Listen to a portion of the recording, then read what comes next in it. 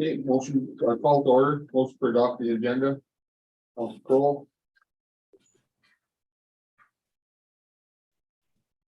Delegations and RCMP.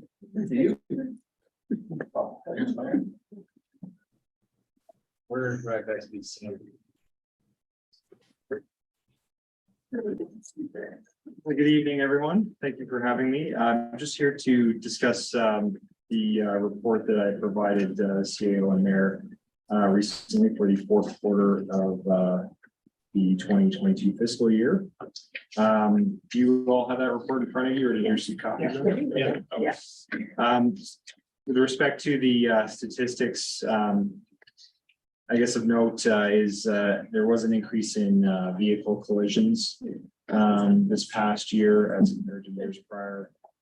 Decreases in a number of areas, including criminal code offenses, including certain persons crimes and property crimes. Does anyone have any questions about that report with respect to the crime statistics? I just wanted to ask about mental health, the increase of that. Is it because you get more calls? We do receive a significant number of mental health services calls, and we assist AHS in situations where someone may be a danger to themselves or others. And so then if that's the case, then we're required to intervene and take the person to a physician. I'd say we have seen an increase in those sorts of cases very recently as well. But we're working with the province on a new program to help streamline the process of bringing those patients into the hospital and get them seen quicker and hopefully more efficiently. It's called the Health IM application that's being rolled out across the currently something that we're working with right now. I will move on to some of the current issues that we're working with. This particular year, after discussions with the mayor and also within our membership and the community, we're increasing our focus on commercial vehicle enforcement, especially on the highways and back roads. We receive complaints regarding commercial vehicles, speeding and so on. And we want to make sure that our roads and highways are continuing to be safe. So we're partnering with police officers from special areas to do some commercial vehicle enforcement, as well as ourselves individually. So that's one of our priorities for this year. Same as last year, we are also prioritizing our contact with youth, doing presentations to youth on issues such as drug abuse, vaping, consent, basically any topic that teachers and staff feel are a priority for their students, and also just generally being in contact with students. Recently, I had the pleasure of being invited to the graduation ceremony, which was a real honor. So just continuing our contact with youth, hopefully it makes it easy for them to reach out to us when they need to, and maybe some future recruiting potential as well. We need some more members. Also, we're focusing on fraud prevention as well. We still continue to see a number of seniors targeted by frauds. Typically, these are perpetrated over the phone or on the internet, typically coming from outside of the country.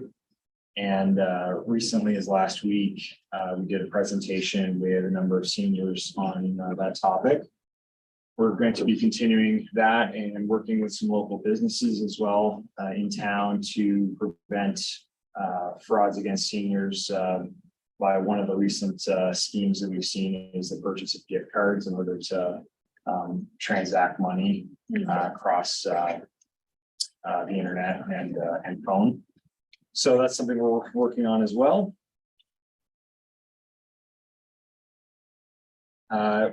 We're currently in the process of updating the Town of Hanna bylaw MOU as well. I was advised by the bylaw officer that is coming due. So that's something we're working on as well. And recently we had the Hand Hills Rodeo which went very well. It was very low incidence of any issues, and we were happy to see that. No impaired driving of note that weekend, which I'm very happy about. We have a new member coming to the detachment. He's an experienced member from the Red Deer area. Will likely be arriving sometime this fall. So we'll be happy to see him here, and that will fill our complement of officers for 5 constables and myself. Additionally, I should have some announcements soon in the media regarding an offender in the area here who's been recently charged with breaking and entering to residents in town, as well as some bike thefts, which I know has been an area of concern for some of the residents in the community. So that information will be publicly available shortly now that the charges are laid. Does anyone have any questions for me that I can look at next week? Yes. So, your favorite place, Facebook. A couple of weeks ago, they posted a picture of property on 4th Ave. Everybody knows about it, and they're constantly selling items. They seem to have a 24-hour-a-day garage sale, and the items there are stolen. And it really is disheartening to see how frustrated the community is that these people are blatantly selling stolen items and nothing seems to be done. Can you comment on that and what's happened? Yeah, actually, some of the charges that I was speaking about are related to an individual Okay. in that area. I would also encourage folks who do have things that are stolen and locate those items there to report it directly to us as well. They can certainly post it to Facebook if they are wanting to do that. But posting it or sending it to us first, we may be able to make certain enforcements that we can't do if it then becomes publicly known. But it is a residence that we are well aware of, and we are there working with some of the residents there to discuss some of the issues that have come up. And then also working with the town here as well to deal with some of the unsightly premise issues that are going on there. Thank you. C2 cannabis charges, what would that entail? Would that be possession or? Those would be things where it could be, for example, things where they have an excess over the prescribed amount, that sort of thing. Just a clarification, the stats are your detachment area, not just the town of Hanna, correct? Correct. There are detachment areas, so Youngstown, Craig Mile, Hallville. I have a question. Excuse me, Sergeant Welsman. I know that there has been some sort of threats made to some counselors regarding voting in a certain way.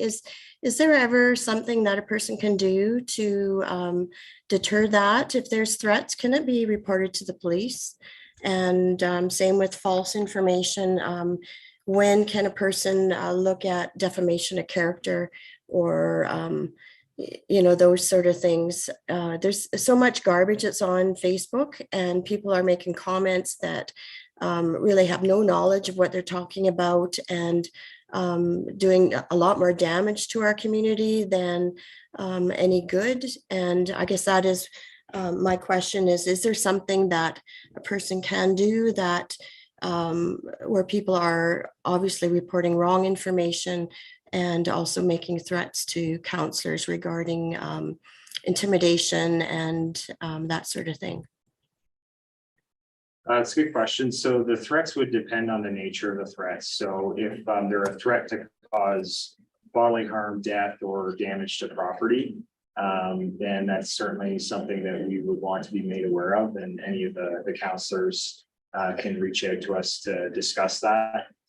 If the threat is something along the lines of "I'm not going to vote for you again," or "I'm going to say bad things about you," that would not be something that would fall within the criminal code definition of a threat. With regards to defamation, slander and those sorts of things, typically that would be dealt by a civil court process. So someone could sue an individual in civil court for defamation or slander. But certainly though, if anyone has any questions about a specific incident and they're not entirely sure whether it would fall within something that the police can deal with, they're certainly welcome to reach out to us and we can certainly listen and see if there's something that can be done. Okay, thank you very much.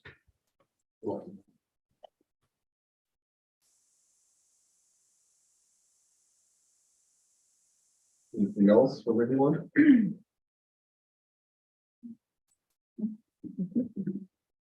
That's pretty easy there. Thanks for coming on. Everything seems to be going pretty well. It's normal. We have the complaints about what the RCMP is doing and knowing that some of the challenges that you have. I understand both sides of the frustrations. So I think one area that often we don't really discuss in public is that we deal quite frequently with domestic violence instances, and we don't publish information relating to charges involving domestic violence. So, but that is one of the more frequent things that we deal with. So sometimes it's not realized that that's something that we're working on a frequent basis. and the other thing is the area we cover. I don't think a lot of people don't understand what your total coverage area is. Like we could be an hour from now and still be in coverage thing. So yeah. But I'd like to thank Rob for coming in and presentation for the stats, fourth quarter January to March and all the updates. Motions. Councilor Warwick. All in favor? There's the chair behind me. Thank you. Thank you very much. Appreciate the information. Delegations done. To this chair, so you don't sit still. So good.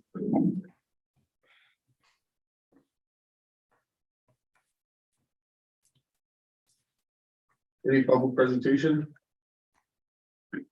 Yeah.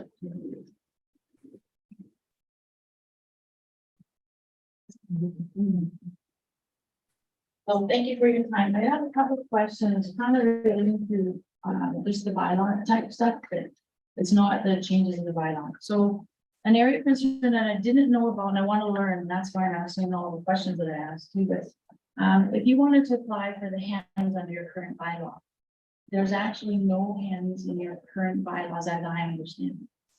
That's correct. So when, if I wanted to have hens and bring hens into my property, how do I go about that? That's my question. Okay. So for example, for right now, for on your current bylaws, 29 animal units says number 1, the application of animal units may be applied as a condition of a development permit. So do having hens, ducks, chickens, whatever, do you have to apply as a permit? Like, do you have to go in like 1, 2, 3 readings and period? So the answer to the question right now, the land use bylaw is not the bylaw that deals with animal units except for in residential acreages. So we have an animal control bylaw, and our animal control bylaw basically says no fowl. Like there's a list of animals basically other than primarily dogs and cats and typical domestic animals are currently not allowed in the town of Hanna, in residential properties. Yeah. Only properties they're allowed in is residential acreage properties. Okay, so I'm just a little confused still. So the land use bylaws are for residential? Or I'm still confused. Can you kind of do that again? So our land use bylaw only speaks to animal units in residential acreage district. Okay, so the land use for residential acreage, right? So residential, okay. So if your property is zoned as a residential acreage currently under the existing bylaw, you can have those animal units. That's in the That's in bylaw. the There's a bylaw. number in the bylaw that says, I can't remember how many you can have off the top, but only in properties that are residential acreage. Okay, so when you apply for it, and you're not a residential acreage, how does that happen? What's the process? That's what I'm asking. If you apply for it right now as a residential property, you would be told under our animal control bylaw that those animals are not allowed in the town of Hanna, So except for can, residential acreage. okay, so can you request a variance to have animals on your property? Not at the moment. We've allowed some trial projects at the lodge and at the long-term care, but not in any residential settings. Okay, so then that is my question, like, how does the, like, as far as I understand, if you're going to, so how do you get permission if you don't go through the land use bylaw? So we gave permission, council made a motion and gave those permissions on a trial project at the lodge, long-term care, and previously the school was going to do a project that never got off the ground. Right, so that request doesn't have to go through as a reading, No, as. those were motions of councils, because we weren't changing the bylaw. Bylaws have to have 3 readings. Okay, so I still don't quite understand that, so maybe I should ask more, doesn't, I don't know how to clarify that question. You can make a request. Yeah. At any time. It does, Like to have a horse or something? yeah, you can make a request, it'll probably be declined, but you can make the request at any point in time. I mean, there's nothing stopping you from making that request.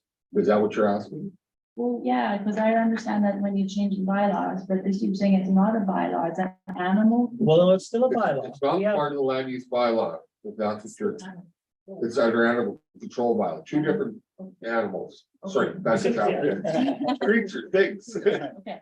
examples, Documents. documents, there we go, sorry. Okay, so the animal control bylaw is what I should be running on. Yeah, that's referring to animals within the town limits of Hanna. Okay, I'll go through that one.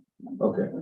Okay, and the next one has to do with the pace for next week. So they're having their meeting, so I wanted to clarify things from the town's perspective so that we could understand and be ready to ask them questions next week. Okay, so right now, when we're going over their information, we're getting conflicting maps.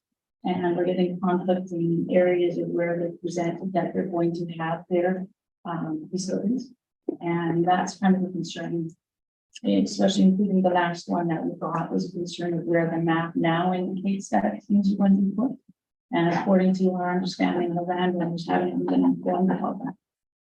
So that to me is a concern. The maps are conflicting, they're changing, they're changing every, I've got 4 different maps of where things are being proposed.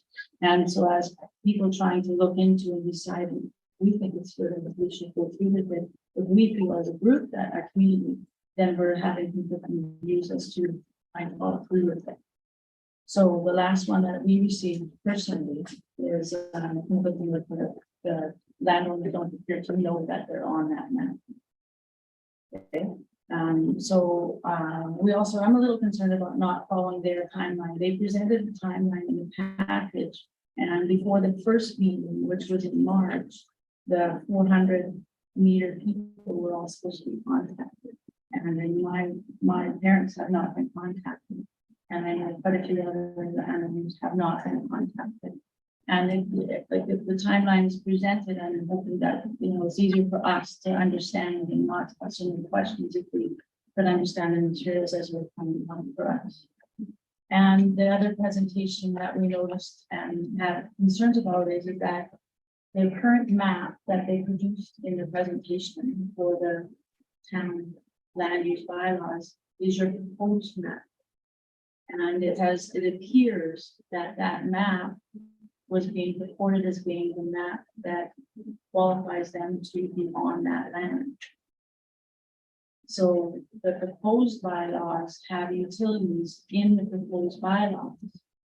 But the current bylaws do not have utilities in the permitted use bylaw. So right now, as far as if the indication is that the solar farm is applicable to that land use bylaw under utilities. Utilities are not listed in the current bylaw. And I went through word for word, and all of their voice messaging did not indicate at any point that it was a proposed bylaw, that there is one little part on the top that has data passed in the XXX. So that's the only way somebody listening or watching would know that that map is not a current bylaw, that is a proposed bylaw. So I have a concern because it was a little bit confusing. And they also state that the whole area is urban reserve, but there's also that portion in the middle that has C2 where land is, and that C2 area is not same as urban reserve, and it also doesn't have the utilities in it. And so as I listened through it, at one point, God is his name, and he indicated that at one point he said it was up to the town to determine whether or not that was suitable for the land. And then I couldn't understand some of his words and how he was saying it, but then he indicated that it was up to the town at first, but because utilities were included in that thing, then it wasn't, it was okay with the town, it was permitted already. It was kind of acceptance for the town for that. So I'm questioning what we're going to ask them next week, because if the town is given the permission through the permitted use, it does not appear to be that way right now. And I don't know if there's a vote that has happened or if the town has given permission. We have not. So we have not had. We have not had. We have not had any more presentations or information than when they were here the end of January. Okay. It's the last presentation. I know they're working on their plans and going through their processes, and I know that their site layout has changed. I know even in conversations with pilots and the runway, they've made some changes, but we haven't received any other information on the project. As far as the land use bylaw, in the existing one, utilities are listed as, and I don't have it in front of me, whether as either a permitted or discretionary use in urban reserve lands. Then they're not in the 81. Okay, so I don't have that in front of me, but my understanding through the process with the Alberta Utilities Commission is no matter what it's zoned, they don't really care. Alberta Utilities Commission will make the decision based, they will be the ones that make the decision. The town can apply to be an intervener, and if we are in opposition of the solar farm being developed there, the town can make application as an intervener and state our case to the Alberta Utilities Commission why it should not be located there. But the Alberta Utilities Commission will make the final decision on whether it moves forward or not. All right. So in that case, so then to represent the town people, what would it be required for us to have a petition? How many would you require to have a petition to make it known that if the townspeople would prefer not to have it? But anybody to can do that represent the application, am I right? Individuals can register as an intervener as well. For AUC. That's only after they've applied to AUC. Yeah. And that's only if you're in standing with AUC, which means that you are probably within 400 meters. And you have grounds to say, well, this is not applicable and I don't want this by my land. Okay, so that's not a lot. Well, it is actually quite a few. Dean Howard is actually at 300 or under 300 meters. So 400 meters goes quite a bit into the town and quite a bit around the town that are within that 400 meter boundary. So 800 meters definitely covered, but we don't not sure that we think most of the town. So but the standing is probably under 400 meters. So what can we do with, what can we say to Pace right now? And what can we ask to Pace? If the utilities aren't covered under the bylaw now, because that's their indication is that they're covered under the bylaw. Well, we haven't even, we've done nothing. We've had a public presentation from Yeah, Dave. no, I know, I'm just confirming that this is, we've been really watching and looking into it, and we've sent like a, I don't know, 5 to 10 pages letter asking questions. And we've got some responses, but we don't know how to respond to their questions. Maybe you can, Under urban reserve, we don't have anything that allows them as discretionary or permitted use. We have renewable energy system, but that's not to be sold back to the grid. You can sell a little bit back if you're overage use, but it's not designed to be a power producing system like what PACE is looking at. And just to further clarify, we've had no development permit application from PACE for anything. There's not been a application come across my desk as a development officer from anything from PACE. If it wasn't for what I read in the media, I wouldn't know that they're coming. Just so we're clear on that, there's no application that's been worked through my desk. And right now, under urban reserve, it wouldn't fit. But again, as the But my- CEO but- stated, But utilities. my understanding, whether it's a permitted use or discretionary use in that land use district, has no bearing with the Alberta Utility Commission. Correct, that's my understanding of it also. Or if they, like, they do say pieces indicating that they want to work with the residents of the town, and if the residents of the town are obviously, I'm sure they would want to, you know, abide by that and through it. So, I don't know, I'm just making clarification of that, but I understand what they're saying with them, and, Any specific questions you have as residents, concerned citizens about the project are best dealt directly with them as the developer of the project. yeah. Well, it just seems like conflict, you know, they say it's up to the town if they want it or not, but then they actually said, no, it doesn't matter.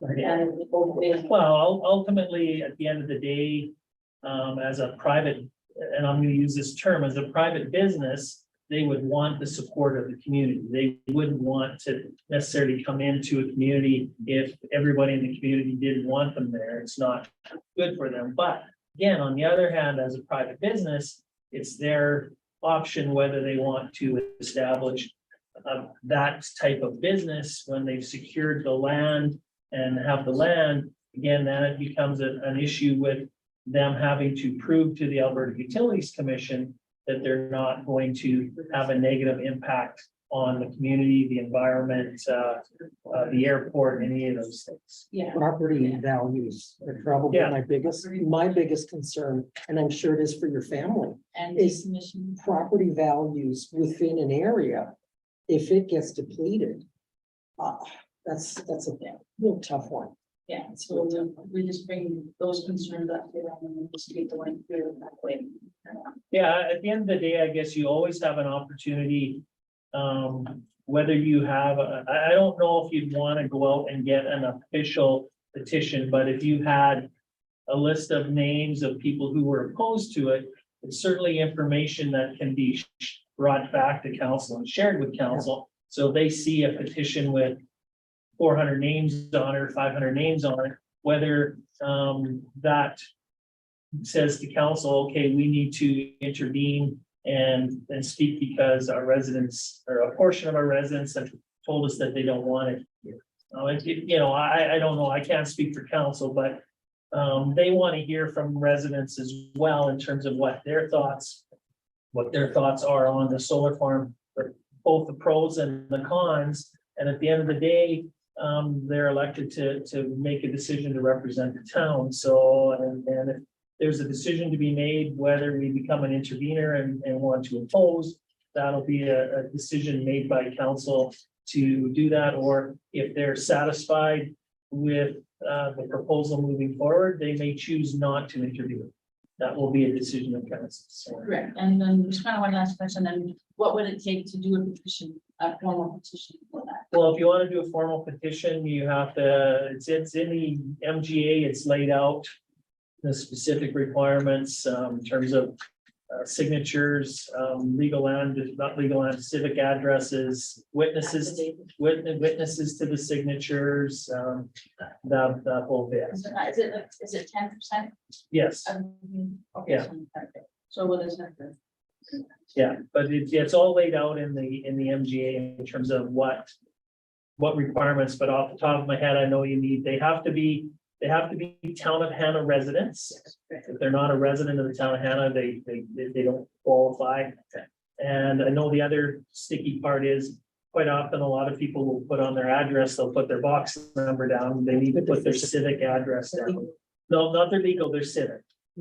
So there's a difference between your legal address and your civic. Yeah, like block one. So your living, your legal address might be lot 10, block 2, plan, whatever, but your civic address would be, for example, in this building is 302 Second Avenue West. So you need your civic address, the signature needs to be witnessed.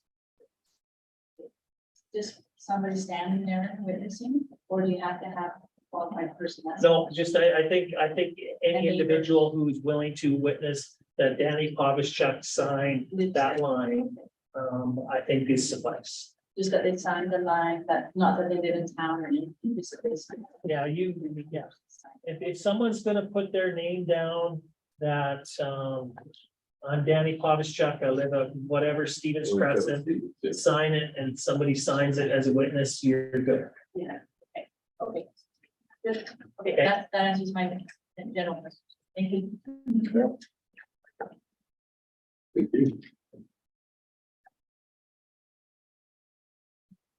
Yeah, nice.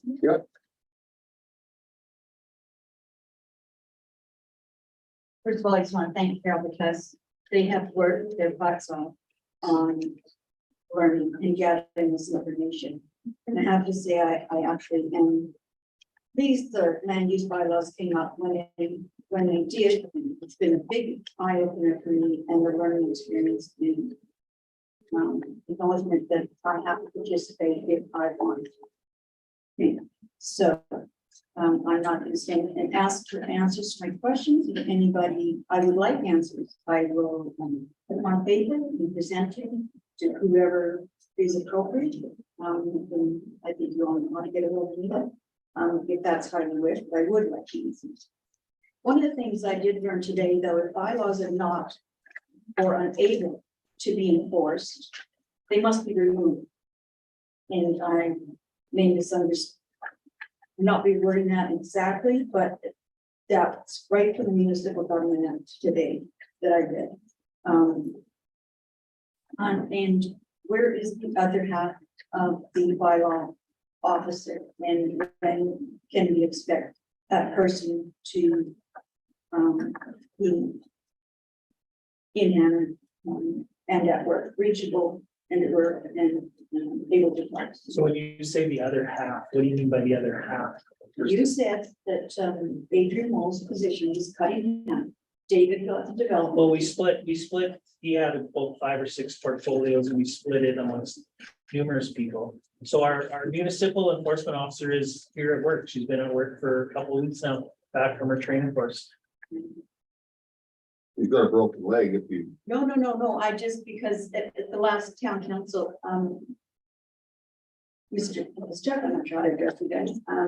You just noted that you'd contacted her. She's at school. She thought she had been forgotten. So I have seen nothing that says she's here or that she's reachable. But that's on your video. I wasn't here live that, but I did. No, she's, Mrs. Raybold has been at work, finished school, been here for 2 to 3 weeks probably. She is in a brace and in crutches, but she's working. Again, she's only hired part-time, so she's not here when you call all the time, every day, but she is here and she has been working the last 2 or 3 weeks. I would think that would be an important message for the community to know in your using. That's just my opinion. CAO, the roles, your role, Mr. King,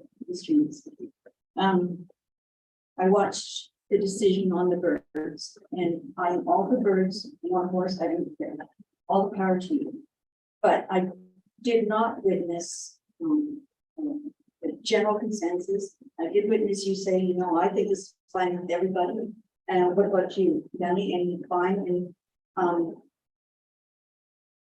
I was really quite confused over that. And I'm not the only one that watched. Okay, well, we had a discussion, we had a motion And and an approval. So No, what and more do you, no, I'm asking about the CAO's role in all those decisions. Okay, What so the is CAO's council role and what is to present to us. Yeah. Something that we need to decide upon. That's his role. He brings it to us to make a decision. Research. So does he get a vote? Information. No, Okay, that was my question. but if you know that, So, I yeah, Member of did the council. MGA several times over today. I directly asked that question in an email. And I'm just, it's getting confusing. And I don't feel I deserve your anger, Danny. I'm learning. okay, but I'm I'm frustrated with some of the, like, some of the accusations, I guess, for lack of a better word. What did I accuse? Well, you're wondering if Tim has a vote and, or Mr. Hill has a vote and he doesn't. How is But that an accusation? you want to know what his role is in it. I mean, his role is very How clearly is that an defined. accusation? Well, it's very clearly defined what his role is. You said you just, I just was concerned, I just was confused a little, this was though, just about your initial comment. That we talked about it and we said consensus, everything was good. That isn't what happened in regards to Okay, the birds or the ducks. There was discussion. There was a motion on the table with conditions for the approval. And it was voted on by the members of council and and approved. But there's that's all I'm asking. seven I'm not gonna voting- do it. And Seven voting Okay. members and 6 councilors and the mayor. And That's we all, all that's all get I a will vote. review and I, Yeah. all I've ever asked is to be corrected if I'm wrong. But it's That's all recorded. I've ever asked. It is recorded and Yep. certainly available. And I will watch it again to see where my misunderstanding came from. So,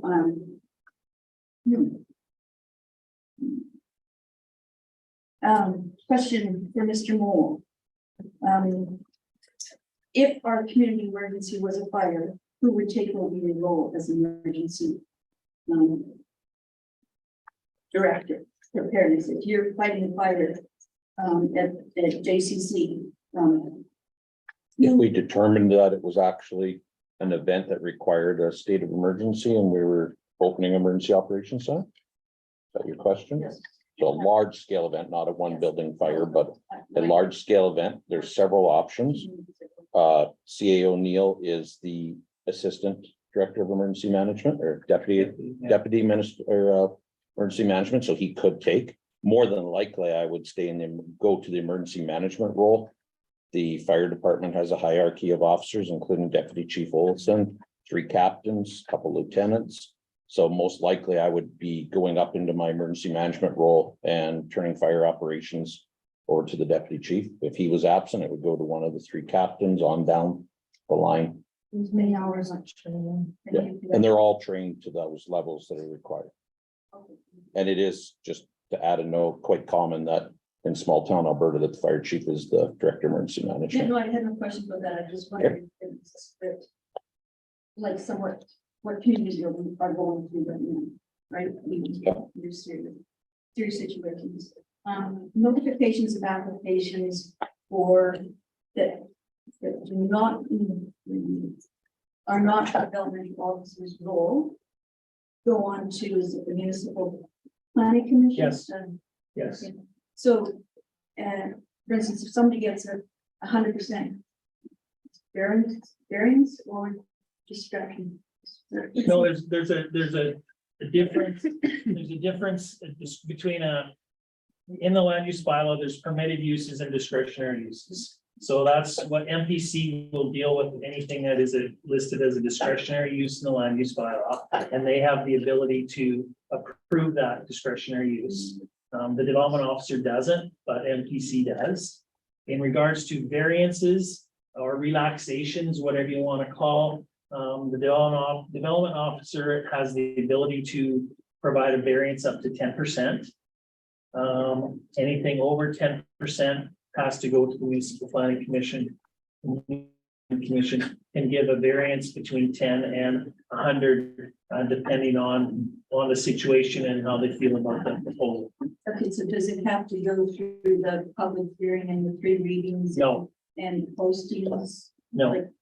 It is, once a decision Once the made, decision's made, it is posted or advertised.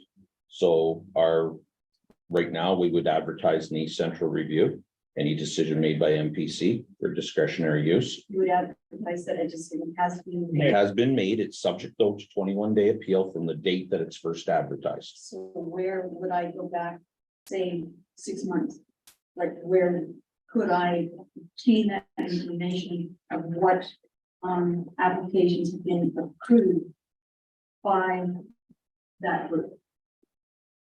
You could send us a Send a request. request, I Send guess. an email asking for the, any municipal planning commission decisions on variances within a period of time. There's not very many. I'm looking On past meeting minutes or in council packages as well. like even in tonight's package, we have the many minutes from the May meeting. Appreciate that. I do not know that. Thank you. Are the minutes available online? Not separately, but they are in the package. So there you go. Sifting through all those exciting packages. In our council packages that are all posted on our website. Okay. Just a little bit on what Carol spoke about. I do believe, the climate crisis is fraudulent. Green energy is based on fraudulent information. I'm definitely not the only one in the world, and if you don't know, we will die without carbon dioxide. Do you get that? And plants, no oxygen. They remove the carbon dioxide.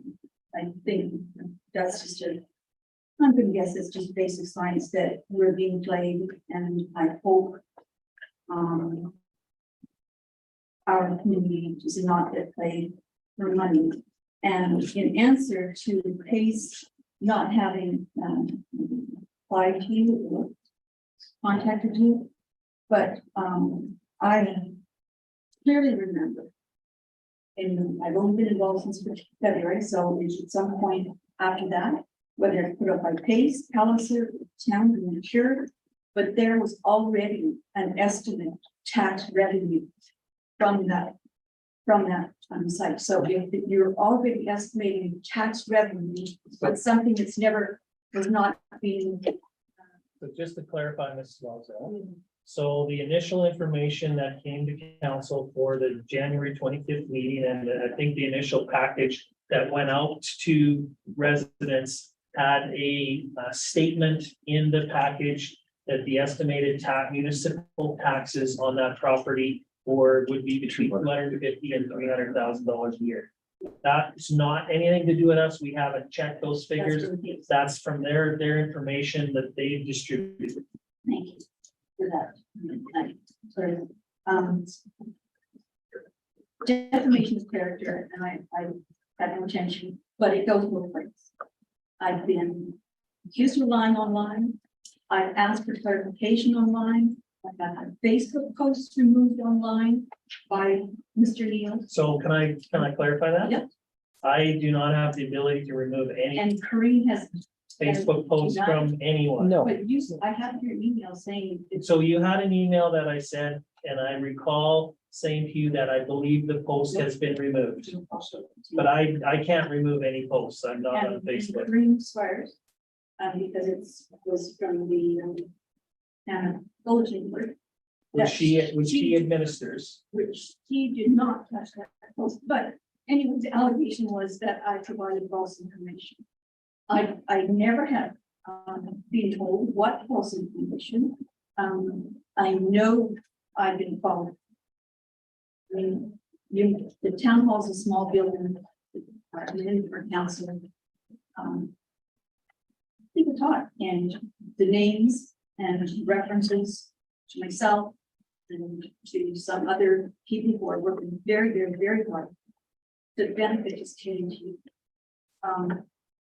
Like I said, it goes both ways. I have emails, I have texts, I have every response. I don't even know who you are, ma'am, so I don't know how the council is attacking you. I don't even know who you are. You didn't present with your name, Ask so no, you did not present your name when you started. There are people here who know you. I don't know who you are. So ask me, I didn't hear. I didn't the wanna- constable introduce his name either. I didn't know who. he I was. don't know who the other person is who was presented. And if you don't give your name, it's certainly not Can't be everybody attacking you on Facebook. Obviously, if it, did I say everybody? I said I have. Oh, my goodness. Seriously, what is your name? Elaine Wastel. Thank you. Okay, I'm gonna, This is. I know, and I'll I give you a don't couple want to- minutes. Yeah, I'm just gonna say one more thing. I attended the Deaf Cafe the other day. It certainly has its place. I spoke, I agreed with everybody. Lots and lots of discussion. One of the major points that came, that I got out of it was our seniors are feeling useless. Purpose, without purpose and alone. So, and let me just say, it was not a participant of that group. I was pleased with the turnout, who brought up assisted disabled. So having them feel that way, just for one example, the community partner has a community breakfast every week. And I'm asking, which is more beneficial to our seniors and our community? Get together, peaceful talking, maybe participatory by them, or being made aware of the assistance. Thank you. Okay, thanks, Elaine.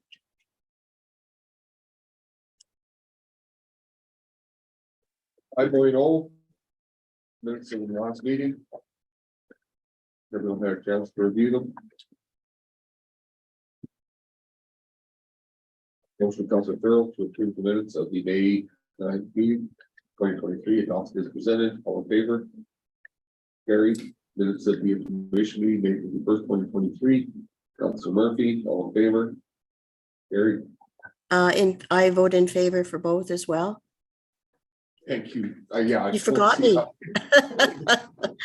I don't have a count.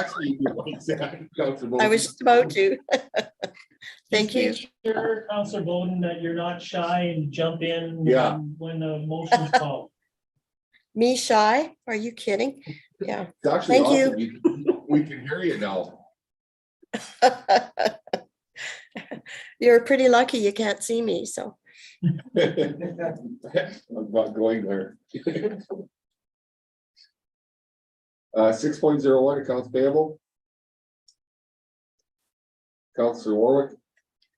Just regards to 042644, APR phones. Can I, what is APR phones?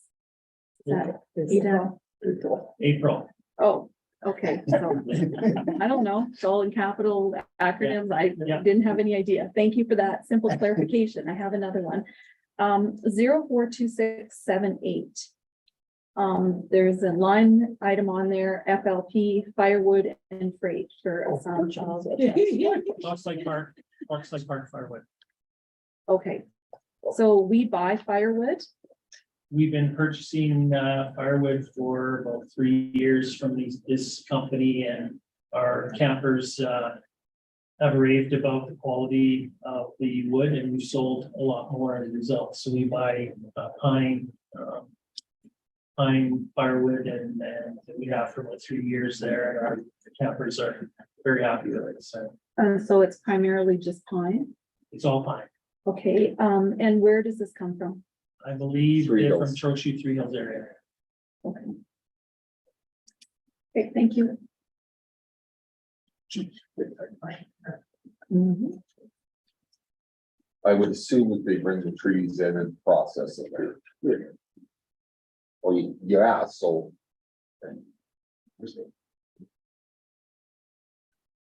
Councilor Bowden, any questions?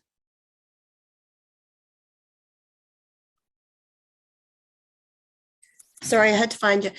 No, I don't have any at this time, but thank you for asking. Okay. Motion to accept the accounts payable listings, general accounts, checks number 42626 to 42678. Direct deposits 00247 to 002120 for information. Councilor Cole, all in favor? Gary.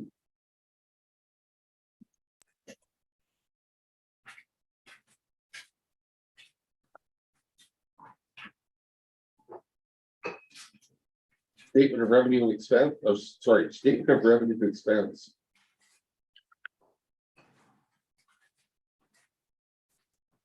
Any questions?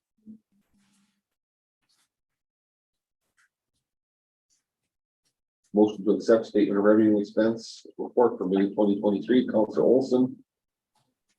All in favor? Carried. Yes, Perfect, thank you. Kind of awkward, we're getting through it though, we'll be fine. Budget overview.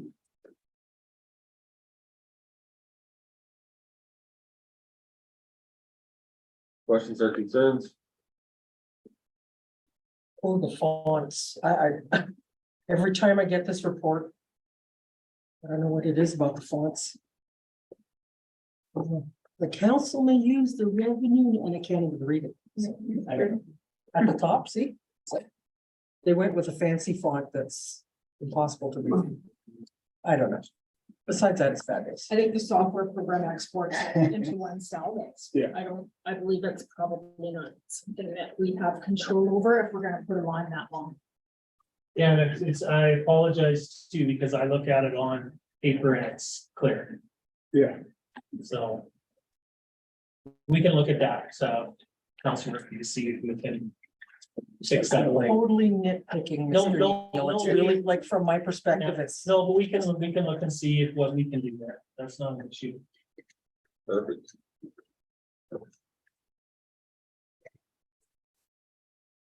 Other than the font, council accepts the budget overview for May 2023 information. Council Murphy, I'll do it. We got it. all in favor? Carried. yes. Thank you.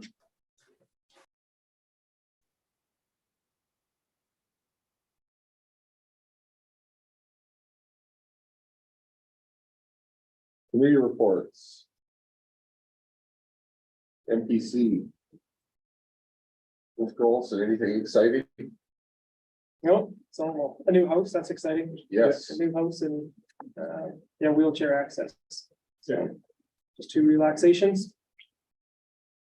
Have you managed to find people to join? So, so in regards to that, Councilor Murphy, we have advertised for members on New Planning Commission, to apply by the end of June. So we do have one application, so far, but we'll see what brings us by the end of June. So if we don't get any more applications, at least we'll have a full complement.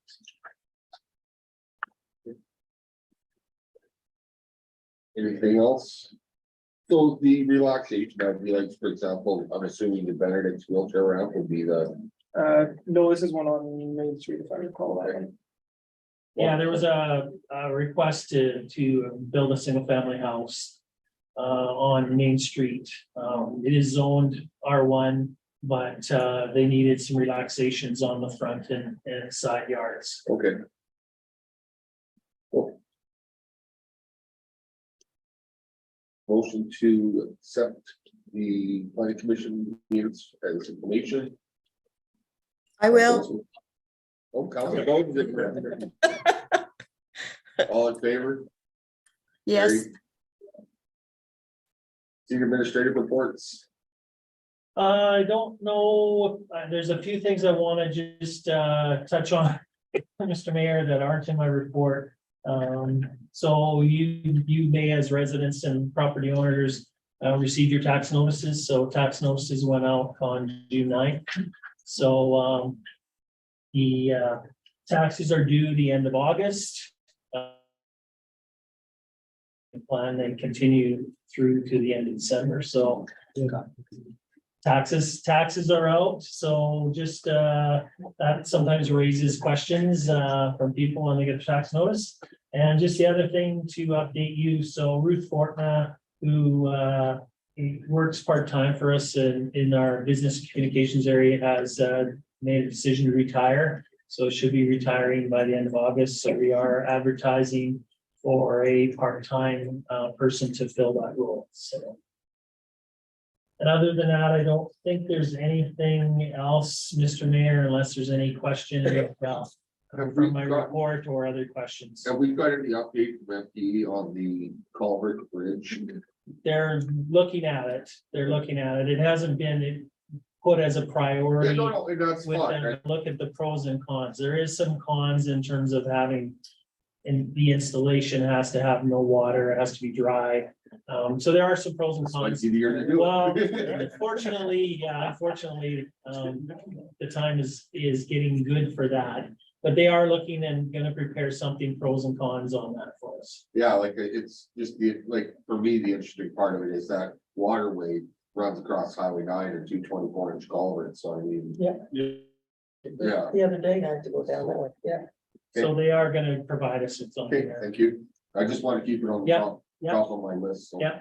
Oh, the other thing, sorry, the other thing which I think is very good news, the fall rummage sale date.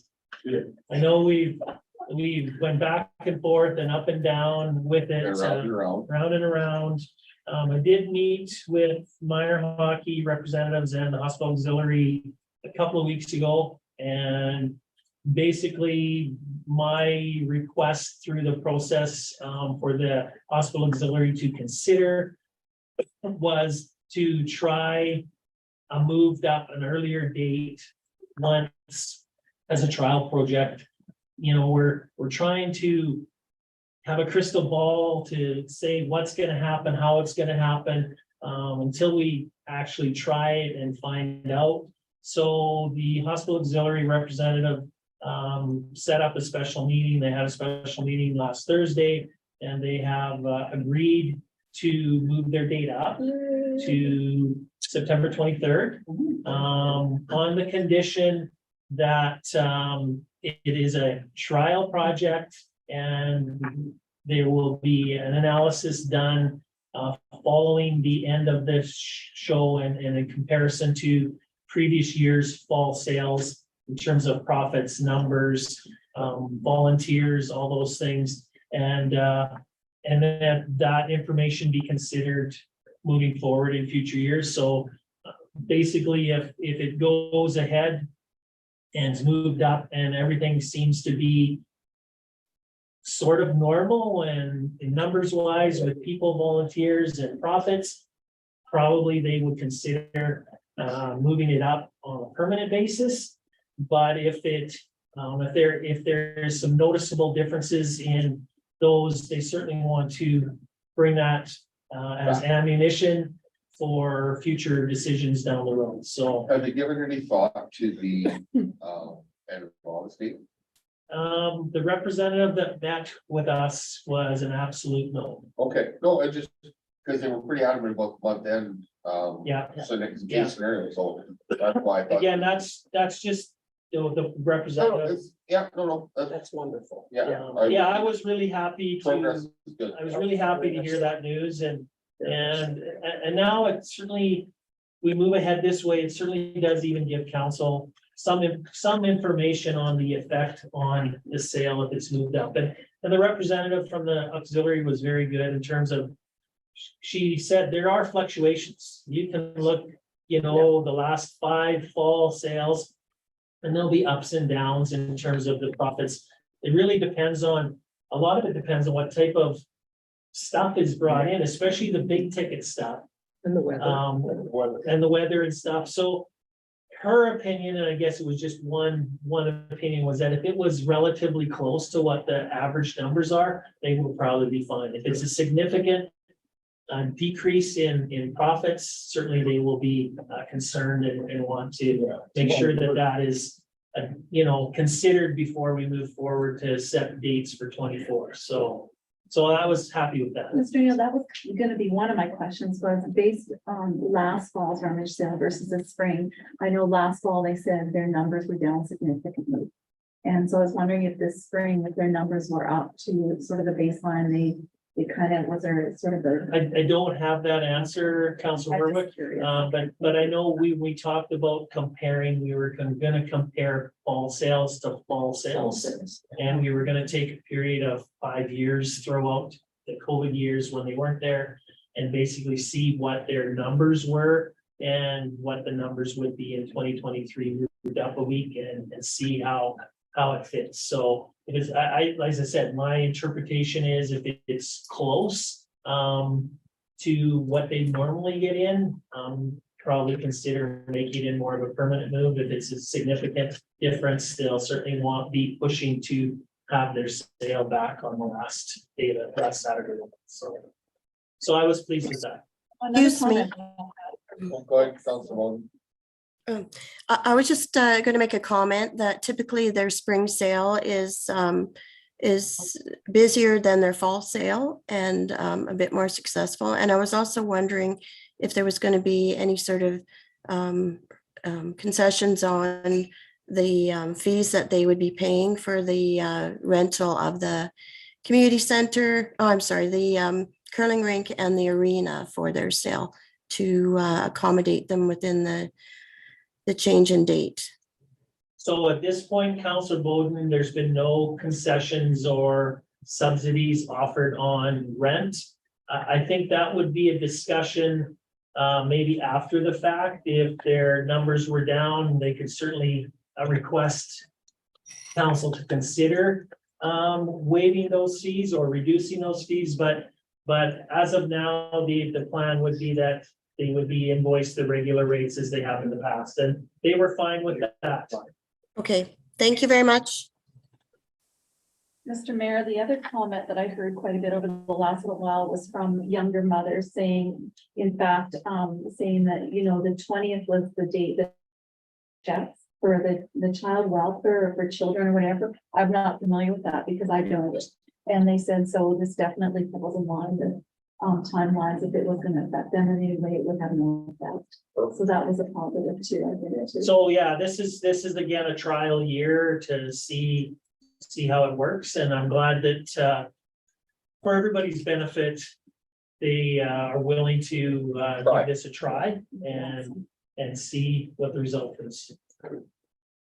I have So thank you. another question for Mr. Neal, please, if I could. What is that? You mentioned that the power, the electrical work has been done at Fox Lake. And I was just Yes. wondering how many more additional units does that provide Fox Lake with the full services?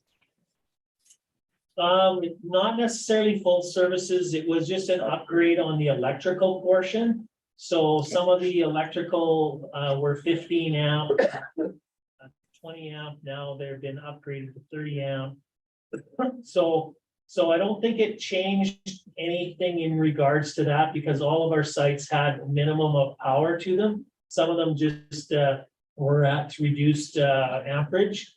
But it has allowed us, because the pedestals that were bought had a water service on, a water tap on them. So we did take advantage of that to run some water lines to those. So it will increase the number of sites that have access to water. Once we finish that, we haven't finished the water part, but it's our intention to finish it here shortly. And so it will add more water sites to the campground. So how many more water sites? Councillor Bowden, you'd be questioning me on that. I'm gonna guess 10 to 15. Okay, thank you. So, okay, Director Olson has confirmed all of the sites will have water. I don't think the ones across the road on the west side though. Oh, so that would be. So there's probably 6 or The one by 7. the cookhouse there? Pardon? Well, No, the the one up. Has Go up, water, go up, the one go down up. The below. one by the group shelter was just power before. It will have water and power. Okay. There's 7 sites there. There is 5 or 6 sites just on the west of the middle road that intersects the campground. And we didn't have to upgrade those power, so I don't think there's any water to those. But the old original ones down in the treat area that just had power before will now have water as well. Okay, So I'm gonna guess we added water to probably 15 sites. okay, thank you. This might be not the time, but I'm gonna, I've been eating way too much ice cream. I would say probably half the time that I've been down there, which is. You're talking the 5 VIC? Yeah, the IC. People have stopped in wanting to know where the Nickelback signs are. I know we have one sign left. Would that be something that we could possibly incorporate into the flower bed by the caboose or somewhere down there? Talking about the murals, No, welcome, the whole Nickelback sign, like they're welcome to hand sign. they stop and get their picture taken with it. Yeah, I had no idea, but it's yeah. actually, like I said, I've been down there 5 times and twice people have asked where the signs are. So. I think that's a great idea. So it certainly is an option, I just, Mr. Mayor. yeah, it was kind of interesting, so. The other thing we're looking at too is council has allocated funds to do something under the electronic sign.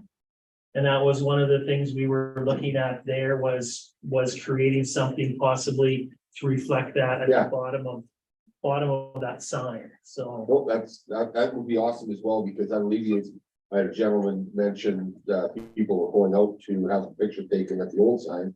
So if we had it there, we actually have a photo there Yeah. per se, so. Yeah, but just an idea Yeah. for that third sign, because we tossed it around Yeah. quite a bit, so. Okay, as well, I see we have a council information session on the 28th. I will be gone. I believe Councillor Cole The deputy mayor, yeah. is going to be acting mayor that day. Councillor Cole? Okay. Just give me the heads up, because I know how much I like surprises, so. Okay, he says. He's feeling a flu coming on.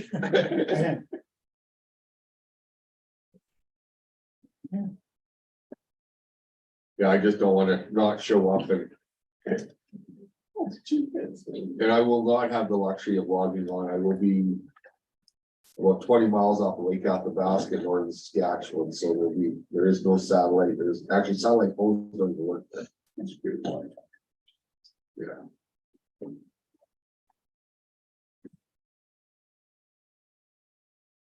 So that's all I have, That's okay. unless there's any Any other questions. questions? Mr. Neal, if someone doesn't receive their bill for their taxes because the land titles hasn't floated through yet, can a person come into the office and get a copy? Or do we have to wait till land titles transfers before you would send the bill to the proper owner? Because it's 3 to 6 months to get land titles, which is affecting a lot of people in town. An interesting question. Yes. Especially with the deadline of August, people who bought in May or April or May won't have title in August. So we keep up, we have a spreadsheet that we keep up when we know people purchased rent. And then. And how do you know? Still in her name, at least for you, Right? the original goes to who it is entitled right now. And then we would send you a copy also. Okay. We're trying to do that, it's. So we only know, Go to the original. But we only know. we only know Councilor Murphy, what we know Yeah. based on. So you what's wouldn't- happening. right, So that's what- we won't nail all of them. I know last year. The province had a forgiveness. Because their land titles were so far back that people were missing their tax deadlines. Yeah. So then you could apply to they'd still expect you to pay. But the province would reimburse you any penalties that had occurred because they were so far behind with their land title document changes, so. Then it's still a terrible. But you're welcome to come in and. It's just something we may want to share with the public, because there's a lot of people who moved to town. And But generally too, with most transactions, the realtor will take care of that through the sale. Sure. Sure. Lawyers. No, sorry, not the realtor, the Lawyers. lawyers. Yeah. The lawyers, when they're doing their closing on the, the purchase price, they will, if you're the one selling, you're going to probably get a credit for the ones you paid. Or the buyer will get a credit for what you paid, but they are still ultimately responsible for the taxes. Thank you. Okay,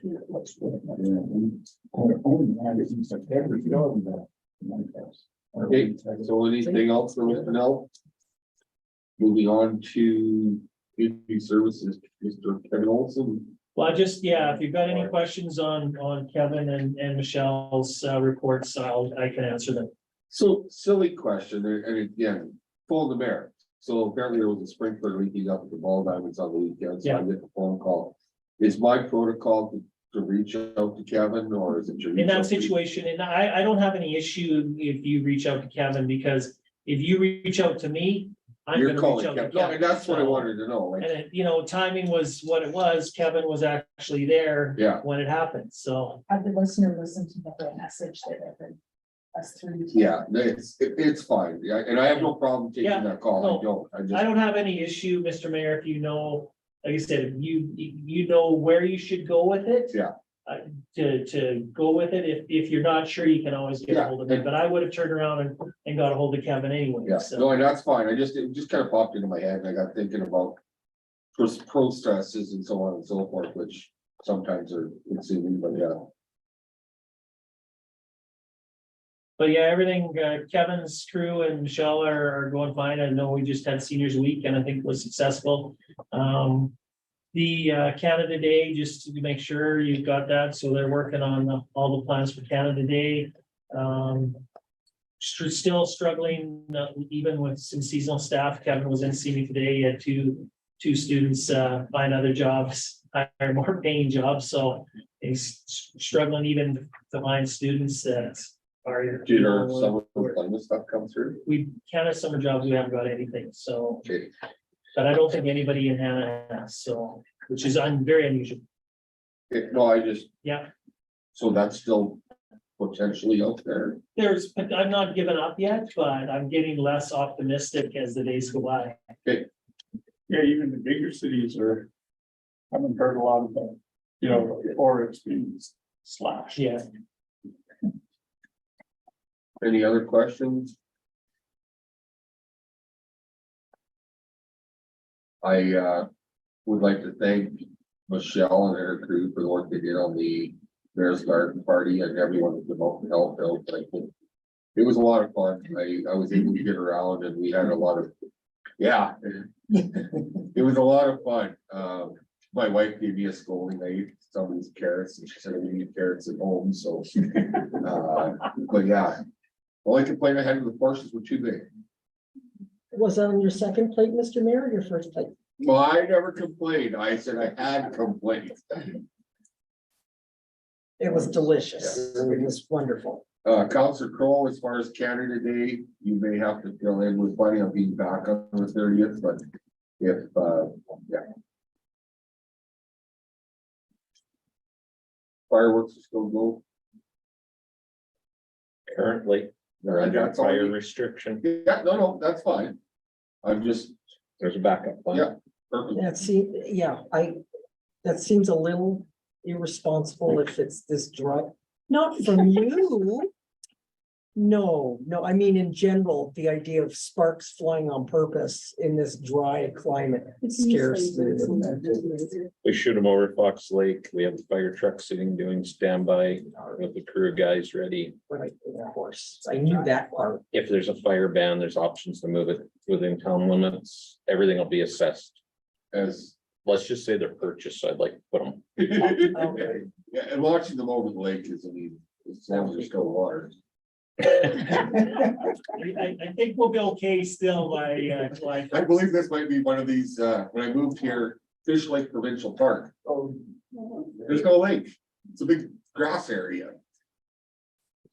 Okay, moving on, council report, Lori Armstrong, Director of Business Communication. A couple of things that I wanted to bring to your attention, of course, Ruth's resignation will impact my department greatly, and with summer vacation scheduled and stuff, so I ask for your patience, I'll get through that. She will stay and do some training, which is very good of her. I have a typo that I noticed in my report to council that I want to be sure and clarify. One of the business names is spelled incorrectly. I wouldn't normally point out my own typos, but in this case, it's a business name, so it should be UT with a T, not UD with a D. I thought it was a new way to write it. I thought it was. That's what I thought. That's what I wanted Play to on words, clarify. yeah. That's cute. I believe that's my fault. So just for clarification, what is the Daisy Inn? Where is that? It's a, it's a B and B, but that's all. Okay, in located in town? Yeah. And this Permanent Beauty 5B, is this another business? Moved into the collective,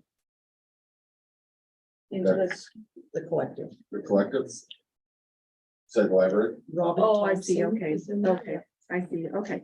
But more importantly, I just want to be sure and point out to council that occasionally the town does send out information on behalf of case. They kind of rely on us to do that by claiming they don't have a social media presence or an effective way of getting the word out.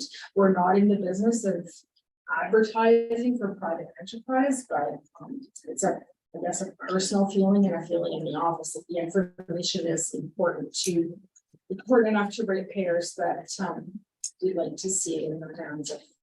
So, yeah, we're not, by any means, our intention is not to advocate for pace. We just want to make sure our residents know when the sessions are at. What information we have. What we share. information we have, where they can get information. Again, we're not advocating one way or the other, but we want to make sure if people want to attend a session, consultation session, that they are aware of when it is and how to get there. Or I'd like to thank you, Lori, for the help getting all the information for our convention. And people are coming to town, doing fishing and everything, so. Well, I know I said in my report that I would have copies of the tourism brochure that we just completed available for you to look at. I forgot to bring a handful of them with me. So, and certainly I'll look at those later on. They're interesting. Any other questions, for Lori? Director Olson. Nothing further to add, Mr. Mayor. So Well, I I'm gonna do. put I'm sorry, I have something to say with Director Olson. Congratulations on the group that went to Firefit this past weekend. And I think the fire department should be, and the community should be very proud of our volunteer firefighters who competed against full-time firefighters and won awards. And this was done in Regina, and I believe it was on their own dime, their own time for training. And they, my understanding is that they represented Hanna very well. So I'd like to congratulate the group, of which Mr. Olson has some connection with. And yeah, I'd just like to congratulate them all. So thank you. Yeah, thank you. So just to top what they won was Jill Olson won a gold for individual, running it and taking 1 minute and 22 seconds off her time last year. And then in the relay, they went up for the gold medal against the world champions and they lost by 6 seconds. Wow. They ran a 1:19, so that's Jeremy Ness, Devin Booz, Braden Volk, and Jill Olson. They brought back silver. In the Tech 2, which is they do the same obstacle, switch bottles halfway through. Jill and Braden brought home a bronze, and Devin and Jeremy brought home a silver. So they did very well. Congratulations to both of them. Wow. Thank you. You were putting in the photo? Yeah. Okay. Do you have something you wanted to get out of there? No, that was exactly what I wanted to get out of it. Okay. Checking. I just get to go and push my chest out as a deputy chief. Yeah, ask him what his time was. yeah. Did you have a good time? It was a great time, first time in Regina. There we go.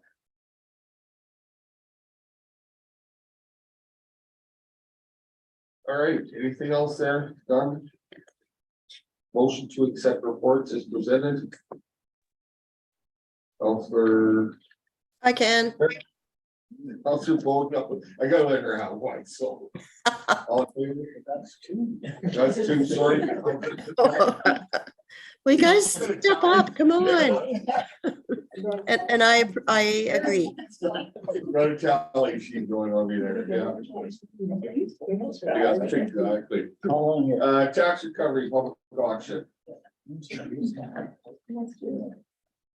So, Mr. Mayor, before you, you have a request to set the public auction for tax recovery properties. So where you set the date of, proposing the date of Monday, September 11th at 2 p.m. There are 5 properties, tax recovery properties that have basically gone almost 3 years or 3 years in arrears on their taxes. So that's when they can come up for auction. They are aware that they are in arrears and are notified twice a year they are in arrears.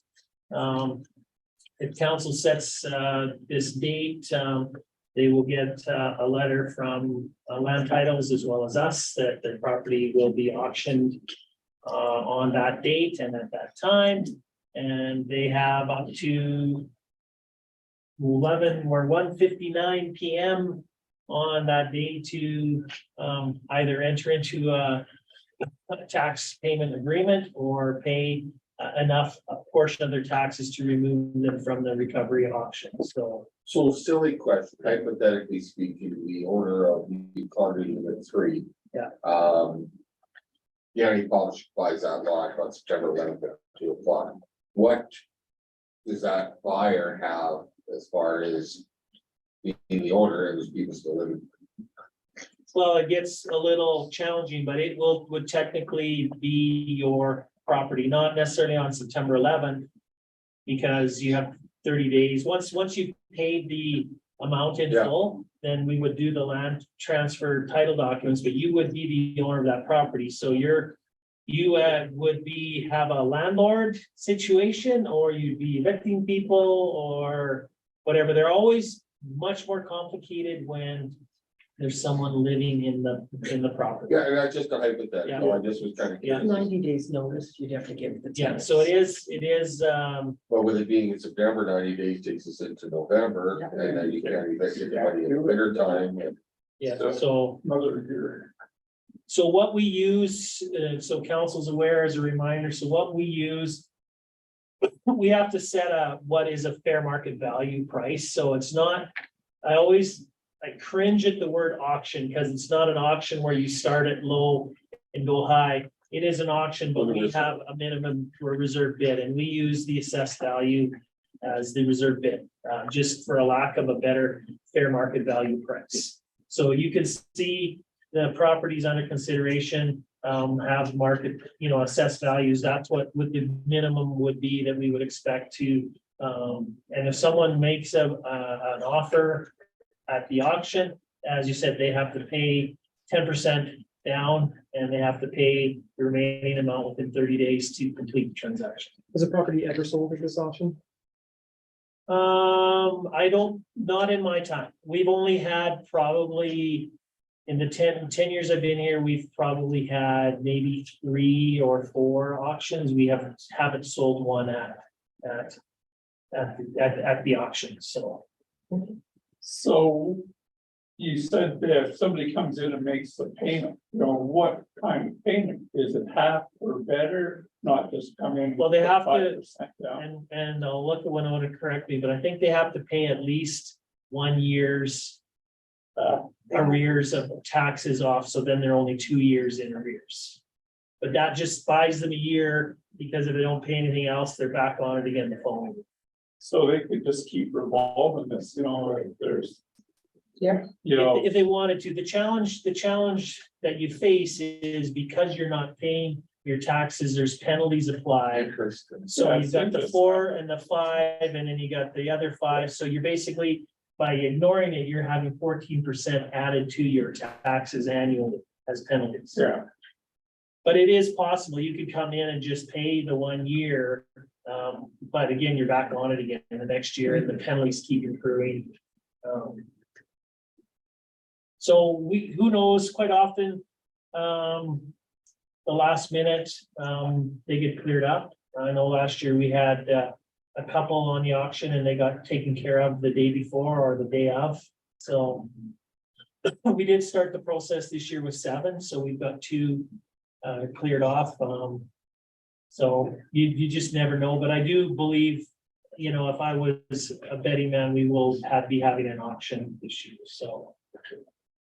The only concern I have, Mr. Neal, about the assessed value, and I know we've discussed it before, but if the place is vacant, for example, and it has not been maintained, or they've had a leak, or there's smokers, and the value doesn't necessarily match the condition of the home, is where I'm concerned about just using the assessed value from whenever. Even though it says 2023, it's not necessarily that it's been inspected No, anytime in the last couple of years. If you want, but it's a cost. Right, You Right, can get it right. appraised and you could use that value, but we've chosen not to spend those dollars.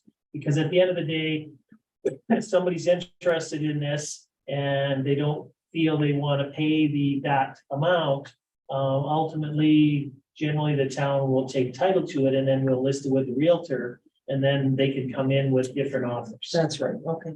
So who does the assessed value? Do we have somebody hired? Well, we have our assessor that does provides the assessed value on an annual basis.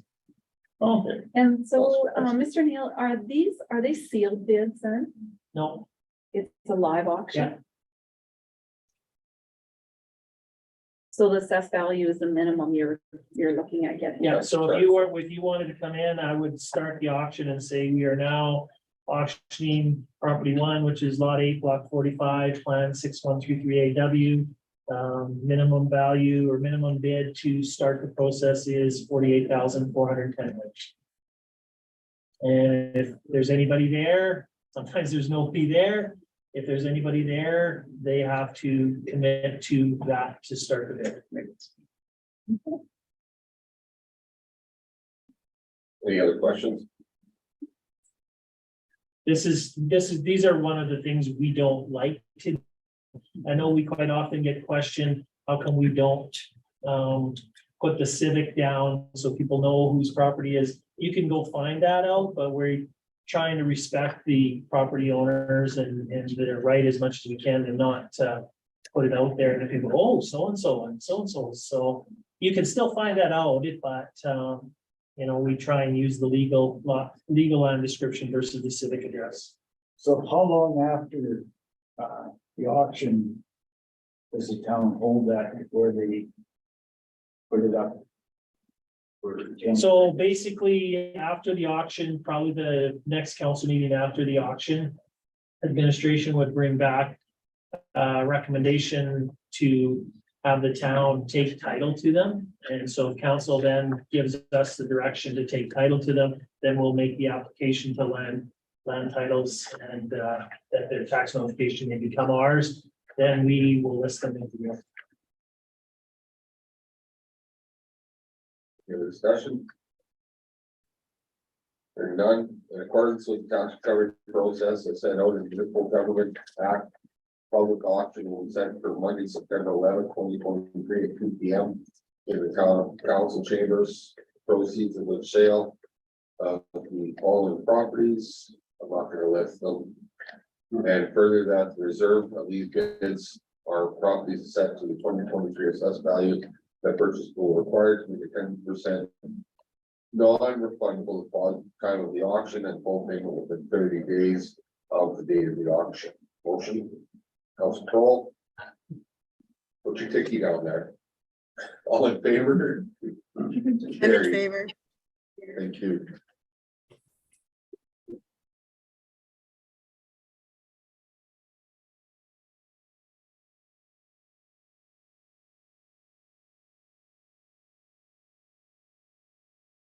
We want to take a 5-minute recess.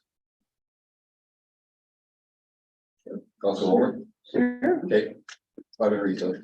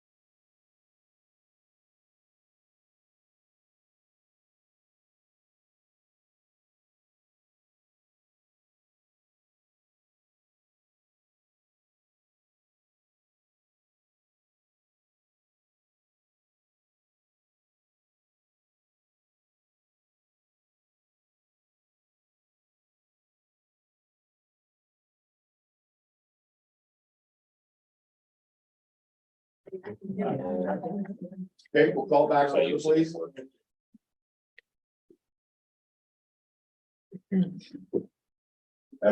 Alberta Advantage Immigration Program, role renewal, stream letter of support for collaboration. Well, So special areas, regional economic development is an initiative of theirs to submit an application to the province to participate in the Alberta Advantage Immigration Program. Town of Oyen, Village of Concert, and Special Areas Board together. They've reached out and asked if we would be wanting to be a partner in that program. And I would recommend that we do be a partner in that program. You know, we'll see whether it, no guarantees it's going to bring any newcomers here, but certainly it's another tool in the toolbox. And we're able to partner together in a region because we're under 100,000 when you combine us, all our populations. So we would recommend that basically they're just looking for a letter of support and commitment to partner with Special Areas, Town of Hanna, or Town of Oyen and Village of Concert in the application. So. any other questions? Motion to Town of Hanna provides specially regional economic development with letter of support and commitment partner in special areas Alberta Advantage Immigration Program, rural renewal stream application. Motion, Council Murphy, you got it. All in favor? Carried. Yes, Let's be free now.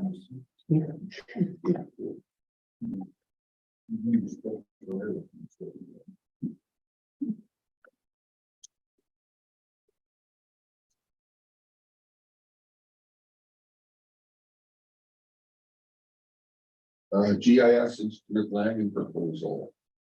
So, Mr. Mayor, I know this has been around the table a few times over the past number of years.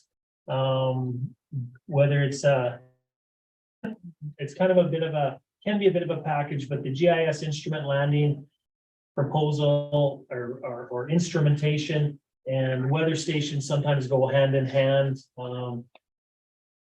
So it's kind of dropped off the radar recently, but now with Oyen and their issues at their airport, they are implementing a weather station and a GIS landing system there. The company that's doing it, JetPro, is going to be out doing this in the next few weeks and even actually surveying the runways right away as part of the process. So we're recommending we proceed with the GIS instrument landing system. It is approximately from the proposal capital or investment of about $15,000 for the first year. And then every fourth year, you have to have it flight checked again.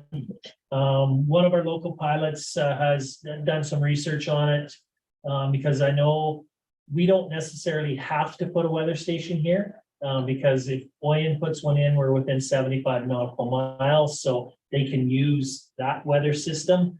It's not as accurate as having one ourselves, but a weather station alone is probably in $160,000 to $180,000 range for the weather station. Based on the information and one of our local pilots doing some research, he thinks this is a good idea to move forward with this portion. It still will allow us to have more flights available, ready to land, because they won't be flying from visual flight anymore. So right now, they're saying, you know, it's upwards of 10% of flights may not be able to come in if we don't have a GIS landing. So primarily it's concerning if we need a medevac or something like that, you know, the 10% of the time that they would say, sorry, you don't have a GIS landing. We can't fly under visual flight rules, so we're not able to come. So we'd like to move forward with this step. Special areas will cost share the $15,000. So there's a cost to the town of $7,500. we can get this in, and again, there will be some more evaluations, whether or not we need to take the next step and go to a weather station and what additional benefits that would provide our community.